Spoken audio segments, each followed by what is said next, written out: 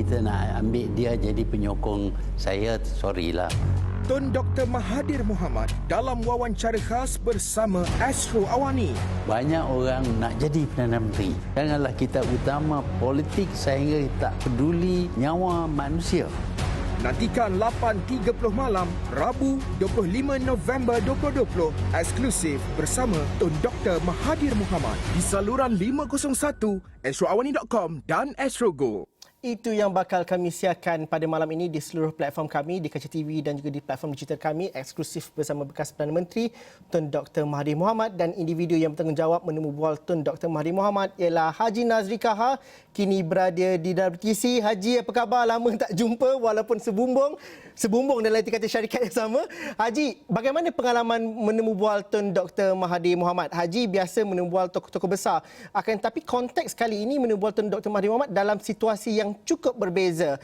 Mungkin tidak berjawatan sebagai Perdana Menteri, satu perkara, tapi dalam masa yang sama banyak persoalan dan juga perkara-perkara yang terhambat juga selepas krisis politik yang berlaku sejak awal tahun. Bagaimana Haji menggalas tanggungjawab ini? Ya Zul, peluang untuk menemu bual yang amat berbahagia Tun Dr. Mahathir dalam slot eksklusif bersama Tun Dr. Mahathir malam ini, jam 8.30 malam. Satu peluang yang amat saya tunggu-tunggu. Walaupun sebelum ini saya pernah juga bersama sepentas dan juga menemu bual Tun Dr. Mahathir, tetapi saya rasa dalam konteks politik negara di penghujung tahun 2020 ini, ia situasi yang benar-benar berbeza. Apatah lagi sebagai mantan Perdana Menteri keempat dan juga ketujuh, pastinya situasi politik negara ketika ini sedikit sebanyak memberi satu keterujaan kepada saya apabila diberi peluang oleh penerbit saya iaitu Azlinda untuk menemu bual Tun Dr. Mahathir. Jadi dari topik berkaitan dengan situasi politik, adakah belanjawan kita akan diluluskan pada minggu ini ataupun tidak, dari situasi politikus kita semakin menua, sebahagiannya seperti Tun Dr. Mahathir, Lim Kit Siang, Tan Sri Muhyiddin Yassin dan juga Datuk Seri Anwar Ibrahim, bagaimana peluang untuk pemimpin muda politik kita, sehinggalah politik rantau apabila Joe Biden dipilih sebagai Presiden baru Amerika Syarikat. Semuanya disentuh dan saya ajukan temu bual ini ataupun soalan-soalan eksklusif ini kepada Tun Dr. Mahathir. Jadi ini yang menyebabkan saya rasa walaupun kita boleh jangkakan apa jawapan Tun, tetapi saya membuat sedikit tweak cara saya menemu bual dan juga ingin dapatkan respon segera dari Tun Dr. Mahathir. Jadi pastinya malam ini saya dan juga tuan-tuan dan puan-puan, para penonton berpeluang melihat apakah pandangan, pendapat dan juga kritikan Tun Dr. Mahathir dalam apa jua situasi yang kita hadapi pada ketika ini. Zul. Haji, kalau dilihat, Haji mengatakan bahawa ada beberapa perkara sudah dijangka itu akan dijawab oleh Tun Dr. Mahathir Mohamad.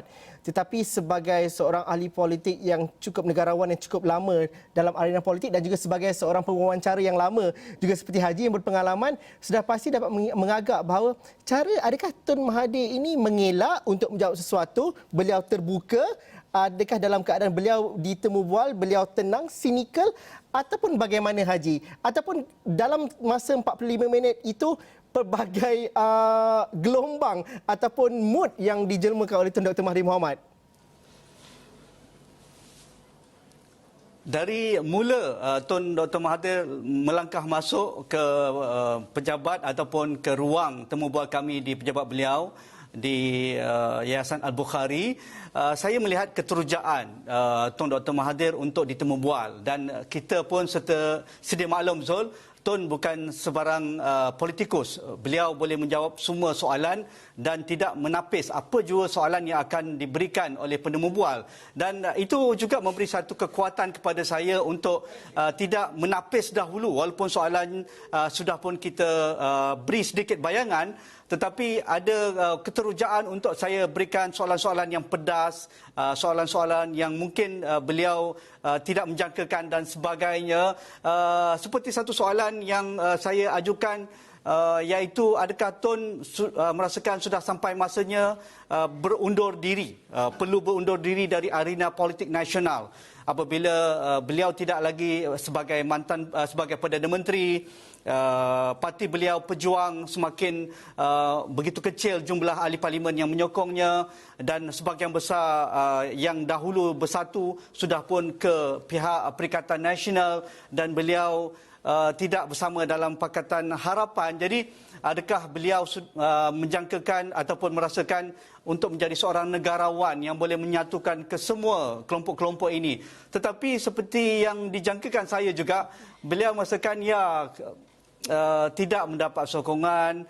Kalau perlu berhenti, kalau perlu meletakkan jawatan, saya akan meletakkan jawatan. Tetapi kalau ada sokongan, kalau ada orang perlukan saya tidak boleh menolak. Jadi sinikal begitu diberi respon secara spontan oleh Tun Dr. Mahathir.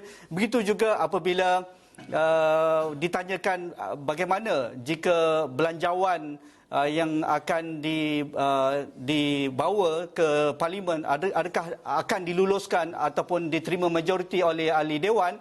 Beliau dengan secara sinis, ialah dewan ini pun kita tahu bagaimana keadaannya. Kalau dua orang senak perut pun apa-apa boleh berlaku. Jadi dua orang senak perut tu boleh kita bayangkanlah bagaimana situasi Menteri Kewangan dan juga kerajaan hari ini untuk memastikan belanjawan 2021 dapat diterima oleh ahli dewan. Jadi boleh tengok secara keseluruhannya pada malam ini tu.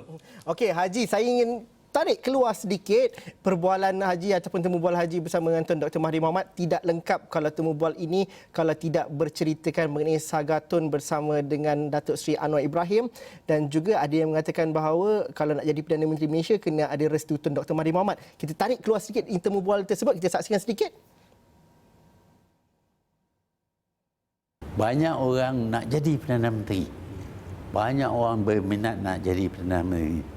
Tetapi mereka tak dapat jadi. Kalaupun saya sokong mereka yang tak layak, tak akan jadi Perdana Menteri. Saga Tun dengan Datuk Seri Anwar Ibrahim dan juga kedudukan oposisi ataupun pembangkang di negara kita. Jadi apa pandangan Tun? Saya yang angkat Anwar Ibrahim sehingga dia dapat jadi timbalan Perdana Menteri. Okey, perinciannya malam nanti kena tonton 8.30. Tapi Haji, puas tak hati dapat interview? Maksud saya kadang-kadang ada jawapan tu lebih lagi yang kita mahukan.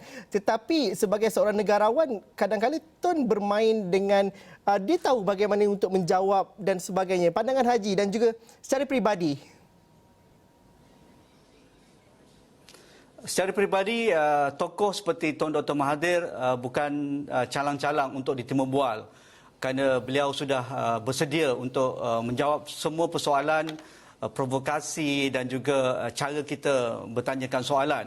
Dan tetapi ketenangan saya juga amat penting, dan juga rakan-rakan wartawan lain jika diberi peluang untuk secara eksklusif bersemuka one on one dengan tokoh sebegini. Dan saya rasa itu dapat saya jelmakan dalam temu bual kali ini. Dan dapat hampir 45 minit ke 50 minit. Bayangkanlah, walaupun jawapannya begitu pendek, catchy dan cynical, tetapi kita sebagai wartawan, sebagai seorang host, perlu menggunakan kesempatan ini untuk mencarakinkan ataupun menarik susulan ataupun soalan-soalan susulan dari jawapan beliau. Jika tidak, anda pastinya akan lari daripada landasan temu bual tersebut, dan mungkin agak janggal juga jika tidak dapat menyatukan keseluruhan topik-topik yang berbeza apabila menemu bual tokoh seperti Tun Dr. Mahathir. Jadi pengalaman ini memberi satu kekuatan juga kepada saya dalam bidang penyiaran ini, dan bagi rakan-rakan di Esrawani juga, jika diberi peluang dapat menemu bual tokoh sebegini, ambil kesempatan, buatlah homework sebaik mungkin, baca dapatan-dapatan yang terkini dan memahami dan ada wisdom untuk melihat konteks-konteks dalam lapisan-lapisan yang berbeza. Kerana jika tidak, anda akan tidak ada keterujaan apabila dapat menemubual tokoh seperti Tun Dr. Mahathir dan orang-orang sebegini. Haji, temu bual bersama dengan Tun Dr. Mahathir Mohamad bukan suatu perkara yang asing dilakukan oleh media tempatan dan juga antarabangsa selepas peletakan jawatan beliau pada bulan Februari lalu. Dan dalam beberapa siri temu bual bersama media lain juga, respon yang diberikan oleh masyarakat juga berbeza-beza, nada juga berbeza-beza, dan Haji sedia maklum mengenai perkara itu. Jadi kadang-kala apa yang kita baca di media sosial dengan apa yang kita mahu tanyakan, netizen dan kata, kenapa wartawan Esok Awal ini tidak tanya soalan yang sebegini dan sebegini, dan sudah pasti itu perlu diletakkan dalam satu situasi dan juga platform yang sebaiknya. Pada pandangan Haji, bagaimana mengimbangkan keduanya itu? Kerana kalau kita baca soalan netizen, soalan mereka mudah tapi kadang-kadang valid, tapi dalam konteks temu bual seperti ini ada sesuatu perlu disandarkan juga kepada fakta dan sebagainya. Pandangan Haji dan juga bagaimana kita nak faham situasi itu? Ya, betul.